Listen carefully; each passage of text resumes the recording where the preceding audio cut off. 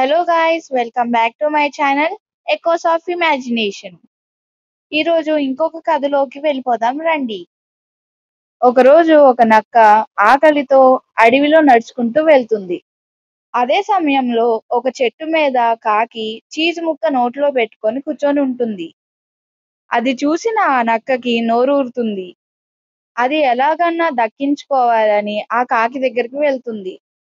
అలా వెళ్ళి ఆ కాకితో ఇలా అంటుంది: మిత్రమా, నువ్వు ఈరోజు ఎంత అందంగా ఉన్నావో తెలుసా? నీ గొంతు కూడా నీకన్నా అందంగా ఉంటుందని విన్నాను. నా కోసం ఒక పాట పాడవా అని అంటుంది. ఆ మాటలు విన్న కాకి పొంగిపోయి పాడడానికి దాని నోరు తెరుస్తుంది. అంతే, నోట్లో ఉన్న చీజు ముక్క కింద పడిపోతుంది. చటుక్కున ఆ నక్క చీజు ముక్కను తీసుకొని నవ్వుకుంటూ వెళ్ళిపోతుంది.